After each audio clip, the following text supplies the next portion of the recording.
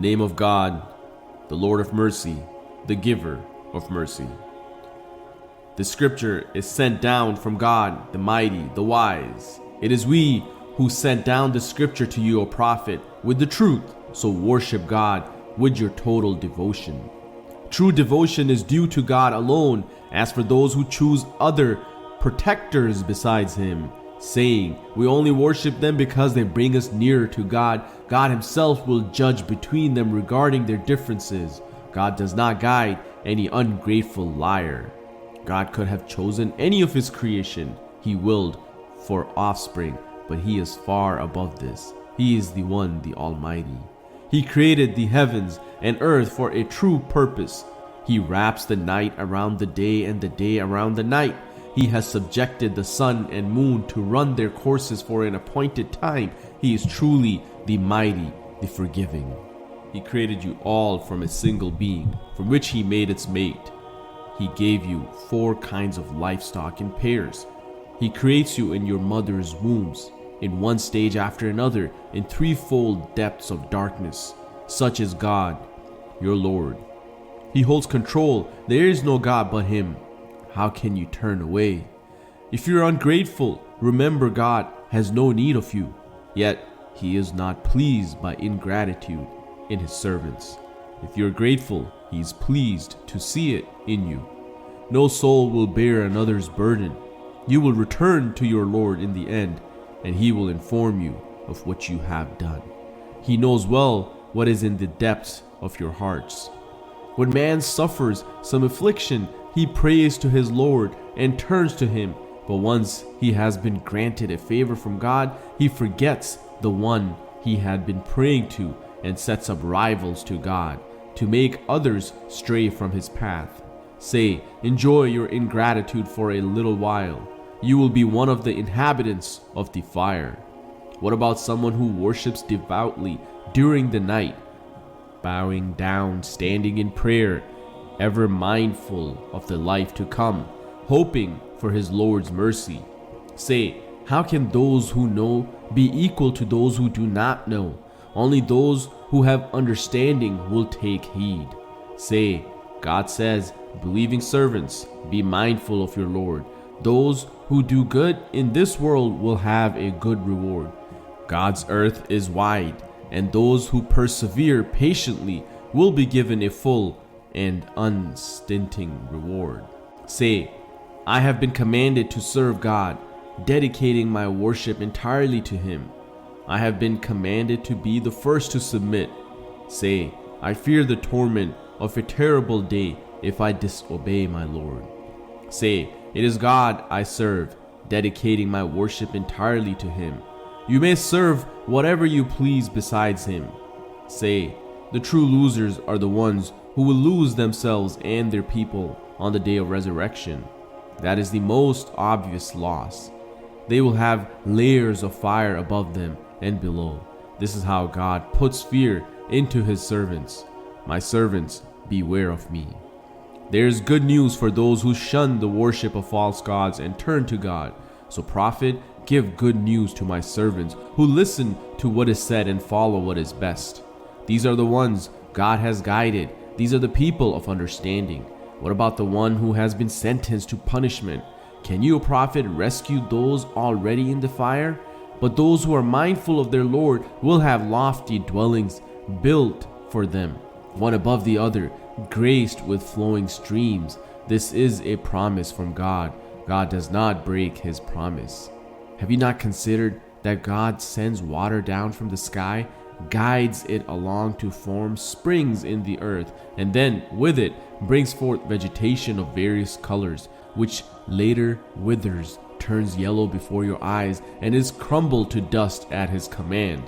There is truly a reminder in this for those who have understanding. What about the one whose heart God has opened in devotion to him, so that he walks in light from his Lord? Alas, for those whose hearts harden at the mention of God. They have clearly lost their way. God has sent down the most beautiful of all teachings, a scripture that is consistent and draws comparisons, that causes the skins of those in awe of their Lord to shiver. Then their skins and their hearts soften at the mention of God. Such is God's guidance. He guides with it whoever He wills. No one can guide those God leaves to stray. What about the one who will only have His bare face to protect him from His terrible suffering on the day of resurrection? It will be said to the evildoers, "Taste what you have earned." Others before them also disbelieved, and the punishment fell on them unawares. God gave them the punishment of disgrace in this world to taste. The punishment will be even harder in the hereafter, if only they knew. In this Quran, we have put forward all kinds of illustration for people so that they may take heed. An Arabic Quran, free from any distortion, so that people may be mindful. God puts forward this illustration. Can a man who has for his masters several partners at odds with each other be considered equal to a man devoted wholly to one master? All praise belongs to God, though most of them do not know. You, O Prophet, will certainly die, and so will they. And on the day of resurrection, you will dispute with one another in the presence of your Lord. So who could be more wrong than the person who invents a lie about God and rejects the truth when it comes to Him?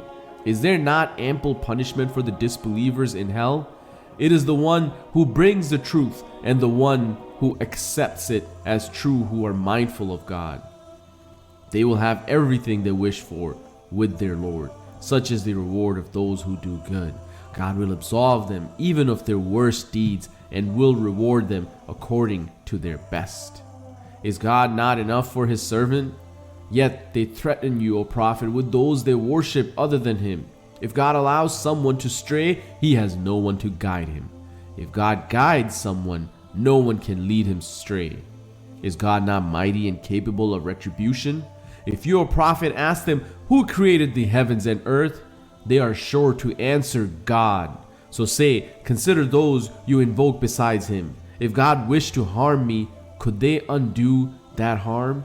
If God wished to show me mercy, could they withhold that mercy? Say, God is enough for me. All those who trust should put their trust in Him. Say, my people, do whatever is in your power, and so will I. You will find out who will suffer humiliation and on whom a lasting torment will descend. We have sent the scripture down to your prophet with the truth for people. Whoever follows the guidance does so for his own benefit. Whoever strays away from it does so at his own peril. You are not in charge of them. God takes the souls of the dead and the souls of the living while they sleep. He keeps hold of those whose death He has ordained and sends the others back until their appointed time. There truly are signs in this for those who reflect. Yet they take intercessors besides God. Say, even though these have no power or understanding, say, all intercession belongs to God alone. He holds control of the heavens and the earth. In the end, you will all return to Him.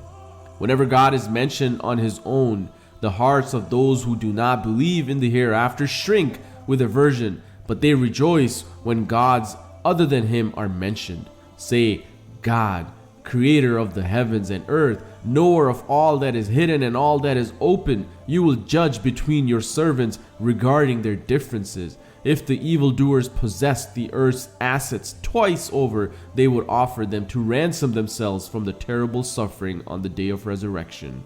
God will show them something they had not reckoned with. The evil of their deeds will become plain to them, and they will be overwhelmed by that at which they used to laugh. When man suffers some affliction, he cries out to us, but when we favor him with our blessings, he says, all this has been given to me because of my knowledge. It is only a test, though most of them do not know it. Those who lived before them said the same. What they did was of no use to them. They suffered its evil effects. Today's wrongdoers will also suffer the evil effects of their deeds. They will not escape. Do they not know that God provides abundantly for anyone He wills and gives sparingly to anyone He wills? There truly are signs in this for those who believe. Say, God says, my servants who have harmed yourselves by your own excess, do not despair of God's mercy. God forgives all sins. He is truly the most forgiving, the most merciful. Turn to your Lord, submit to Him before the punishment overtakes you and you can no longer be helped. Follow the best teaching sent down to you from your Lord before the punishment suddenly takes you unawares, and your soul says, woe is me for having neglected what is due to God and having been one of those who scoffed. Or it says, if God had guided me, I would have joined the righteous. Or faced by punishment, it says, if only I could have another chance, I would have joined those who do good. No, indeed, my messages came to you and you rejected them. You were arrogant and rejected the truth. On the day of resurrection, you, O prophet, will see those who told lies against God, their faces darkened. Is there not ample punishment for the arrogant in hell? But God will deliver those who took heed of Him to their place of safety. No harm will touch them, nor will they grieve. God is the creator of all things. He has charge of everything. The keys of the heavens and earth are His. Those who have rejected the revelations of God will be the losers. Say, do you order me to worship someone other than God? You foolish people! It has already been revealed to your prophet and to those before you. If you ascribe any partner to God, all your work will come to nothing. You will be one of the losers. No, worship God alone and be one of those who are grateful to Him. These people have no grasp of God's true measure. On the day of resurrection, the whole earth will be in His grip. The heavens will be rolled up in His right hand. Glory be to Him. He is far above the partners they ascribe to Him. The trumpet will be sounded, and everyone in the heavens and earth will fall down senseless, except those God spares. It will be sounded once again, and they will be on their feet looking on. The earth will shine with the light of its Lord. The record of deeds will be laid open. The prophets and witnesses will be brought in. Fair judgment will be given between them. They will not be wrong, and every soul will be repaid in full for what it has done. He knows best what they do. Those who rejected the truth will be led to hell in their throngs. When they arrive, its gates will open and its keepers will say to them, were you not sent your own messengers to recite the revelations of your Lord to you and warn you that you would meet this day? And they will say, yes, indeed we were. But the sentence of punishment will have been passed against those who rejected the truth. It will be said, enter the gates of hell. There you will remain. How evil is the abode of the arrogant. Those who were mindful of their Lord will be led in throngs to their garden. When they arrive, they will find His gates wide open, and His keepers will say to them, peace be upon you. You have been good. Come in. You are here to stay. And they will say, praise be to God who has kept His promise to us and given us this land as our own. Now we may live wherever we please in the garden. How excellent is the reward of those who labor.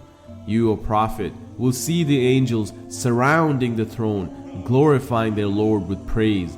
True judgment will have been passed between them, and it will be said, praise be to God, the Lord of the worlds.